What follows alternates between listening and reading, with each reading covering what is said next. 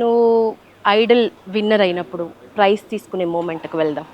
అసలు ఆ రోజు మెగాస్టార్ అనౌన్స్మెంట్లో కూడా ఎంత ఇష్టంగా అంటే అతనే ఒక చిన్న పిల్లోడిలాగా అతను ఆ ప్రైజ్ అనౌన్స్ చేయటం నీ పేరు ఆ గొంతును పెంచి అవునండి.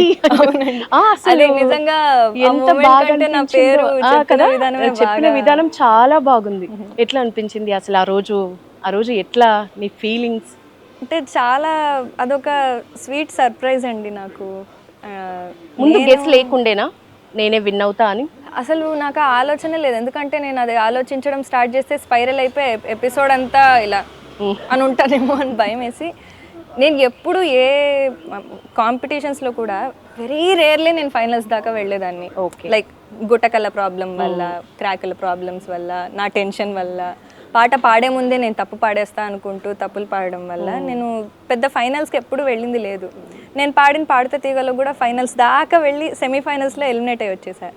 సో నా ఆనందం అంతా అమ్మయ్య ఒక షోలో అన్నా నేను ఎపిసోడ్లో ఈరోజు ఎలిమినేట్ అవుతానేమో అన్న భయంతో లేను.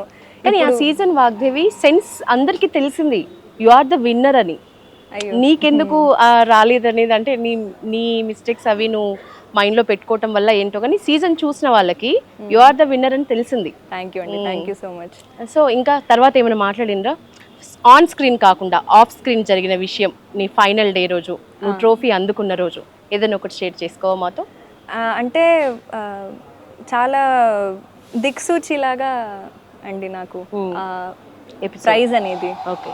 ఎందుకంటే నా కెరియర్, నేను ఆల్రెడీ సీజన్ అంతా నేను అక్కడ అదే చెప్తూ ఉన్నాను, నా కెరియర్ గ్రాఫ్ అంటే నా ట్రెజెక్టరీ మారుతుంది. ఎందుకంటే నేను ఒక ఆర్కిటెక్ట్ అవుదాము, ఆర్కిటెక్చర్తో పాటు సింగింగ్ చేద్దాం అనుకుని ఇన్ని రోజులు నా మైండ్ సెట్ ఉన్నది. ఇక్కడికి వచ్చాక నాకు కొంచెం క్లారిటీ వస్తుంది, నేను ఏది బాగా చేయగలను, ఎందులో నేను నా కార్డ్స్ అన్నీ పెడితే షైన్ అవ్వగలను, దేన్ని నేను ఇంకా మెరుగుపరుచుకుంటే మంచి సింగర్గా తయారయ్యి అందరికీ మంచి మ్యూజిక్ని అందించగలను అన్న ఒక క్లారిటీ వస్తుంది. సో చిరంజీవి గారు కూడా అంటే ఆ మాట నాకు మా నాన్నకు స్టక్ అయిపోయింది అలాగా. కళని నమ్ముకోండి, ఆ కళే మిమ్మల్ని చూసుకుంటుంది. అంతే చెప్పారు మెగాస్టార్ ఆల్వేస్.